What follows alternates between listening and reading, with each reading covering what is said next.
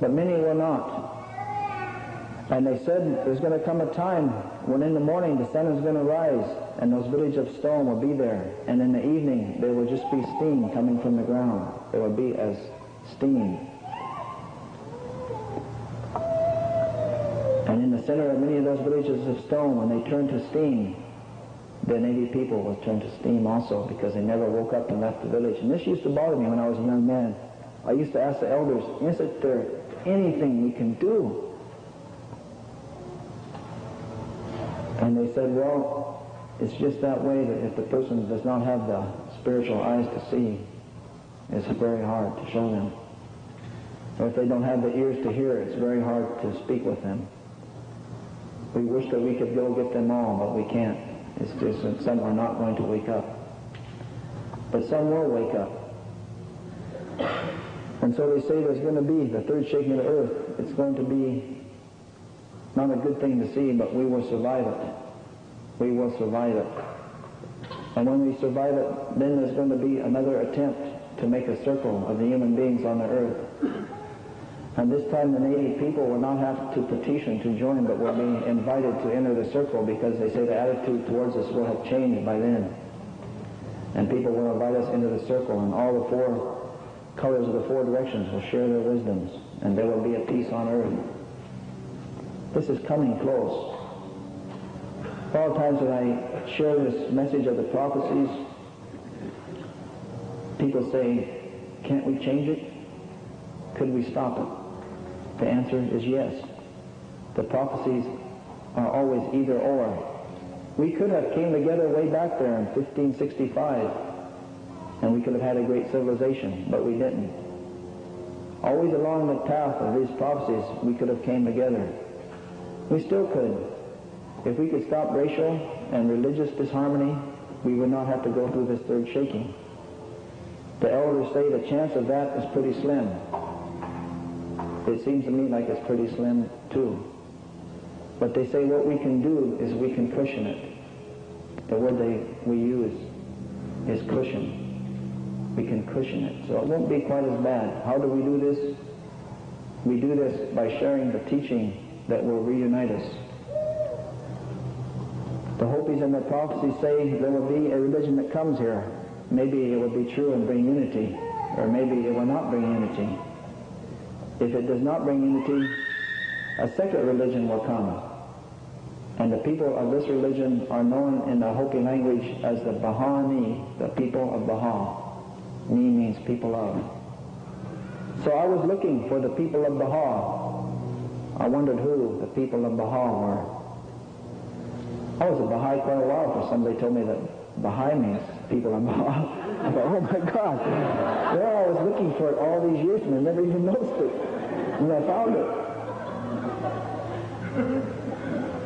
I was stubborn, didn't want to become a Baha'i, but my grandfather that passed away, he must have found out about it in the next realm, because he came back to me 4 times. Told me, hey, look at that again. Look at that again. Look one more time. Baha, it means light or glory. Baha'i means followers of the light. They're the people of Baha. We've been waiting for these people a long time. They say they will bring a teaching that will unite the earth. So we need to share this teaching. They say the fire will come from the north. So here we are in the circle in the north, talking about the Bahanis, the people of Baha, and the teachings of Baha'u'llah. When I heard about these, none of them made any sense. But now most of it has come to pass.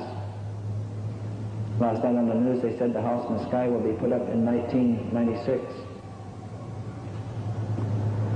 It was going to be put up sooner, but it's been postponed for 4 years. Maybe it'll be postponed again, but in not too long it's going to go up. The earth as we know it is going to change. Each of us carry, I believe, a sacred drop of light.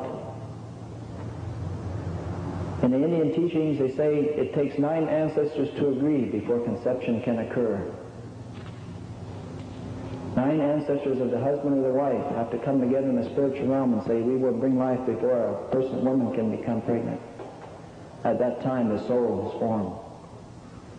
I delivered my first daughter, and a man who, from the blood reserve, who went to South Dakota and was the first blood to pierce in 82 years, he came to my house by coincidence 4 days before my wife went into labor.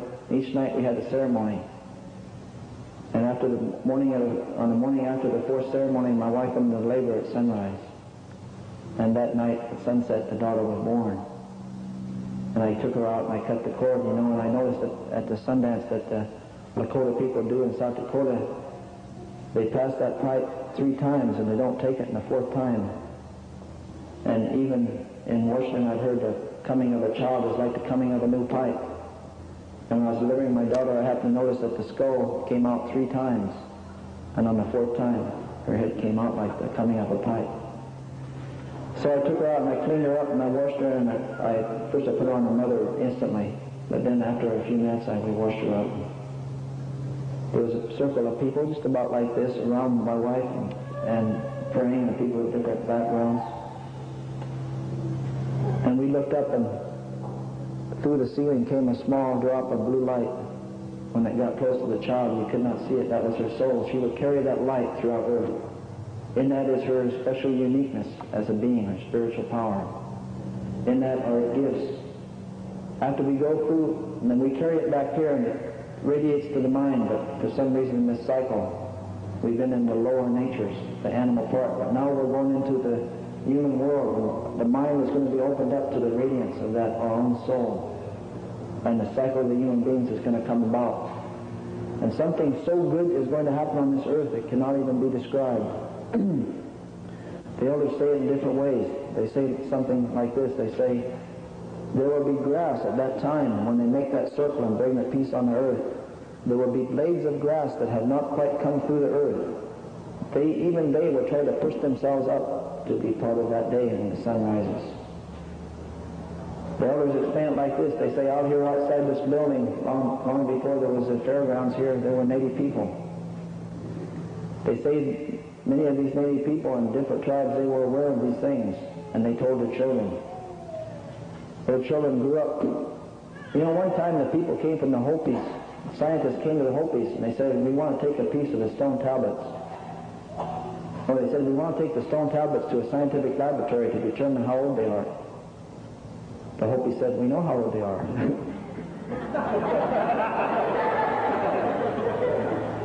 Well, the scientist says, we want to confirm it. Well, the Hopis let them take a little piece, and they did that, the carbon dating method. They found these tablets were at least 10,000 years old, maybe 50. So when I say thousands of years ago there were native people that spoke of these things, that's exactly what I mean. They told their children. And thousands of years ago their children grew up and told their children. And then their children grew up and told their children. And they spoke about the people that will live at this time, and now it is us. We are the ones they spoke of long ago. They say to be allowed to become into creation and live upon the earth at this time is a great honor.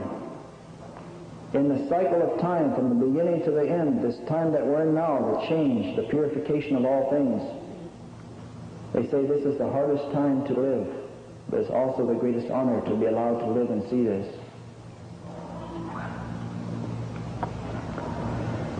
In the state of Washington in 1855, they signed treaties and made 22 Indian reservations. They wanted to do it before there was problems. They thought they were advanced at the time. They had learned from what had happened elsewhere. They made 22 Indian reservations, and the elders spoke in 1855, and they said, we're going to become weaker, and you're going to become stronger, and if you wish to break these treaties, you may do so. They said, but there's going to come a time when the earth itself will rise up and purify itself, and this will be announced. It will be announced by the speaking of one of 16 great ones on the west coast of this land. And when the first of the 16 great ones speaks, the purification will have begun. It was a little over 5 years ago when Mount St. Helens, one of the 16 great volcanoes on the west coast of this land, spoke. The Seattle Times did a special interest story. They went over to Watson Totus and Woodrow Bill Bill's son that made this hoop that I brought here today, my good brother Randolph Bill. They asked Watson Totus and Woodrow Bill as spiritual people of the Yakima Nation, what does this mean? What they said was so profound that they didn't put it on page 16, they put it on the front page of the Seattle Times. They said this means that the races and nations of the earth should slow down and come together and talk to each other. That's exactly what it meant. And we had 4 years and 4 days to do that. 4 years and 4 days later, Mount St. Helens were off a second time. That was last spring, just about this time. That was our grace period. We could have still done something really good, but now things are going to speed up.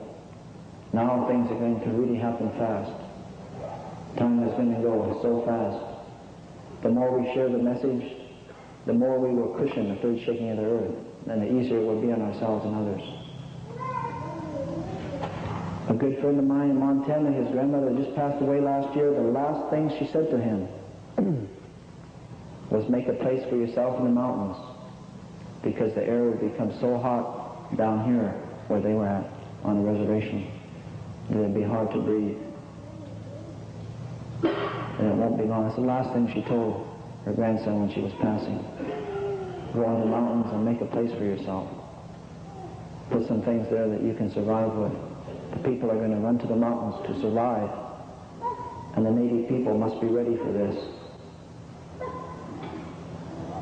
And I know Eugene is going to speak, and I'm only going to speak a little bit longer. He said something that profoundly affected me several years ago at the last gathering about how important it is for Native people to get ready, because it's not going to be long, and they're going to turn to Native people, and they're going to turn to local spiritual assemblies.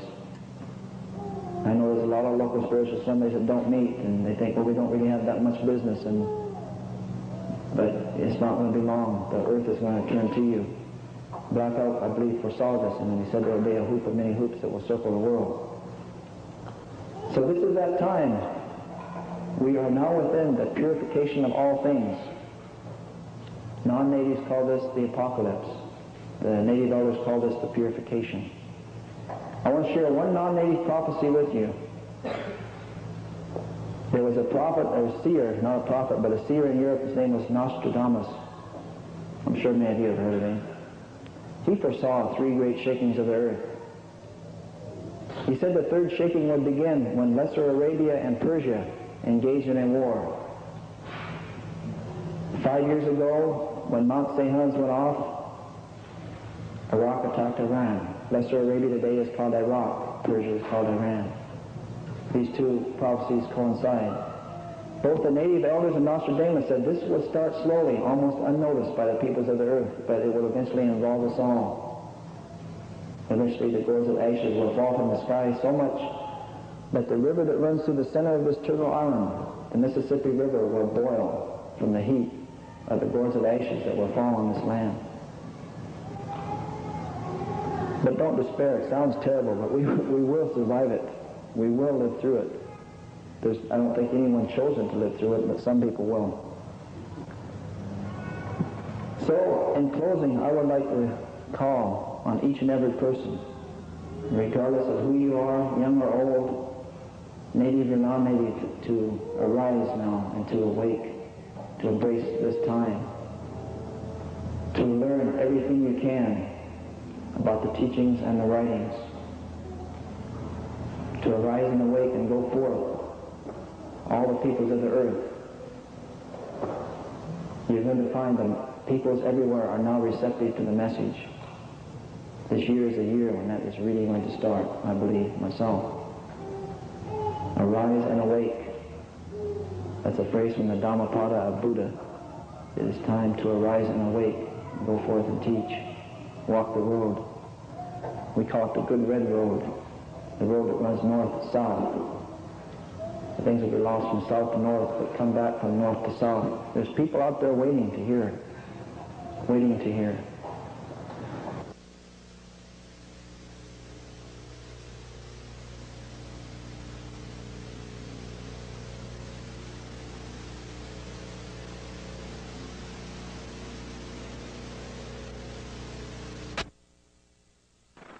Without skills or training, many have become victims of now.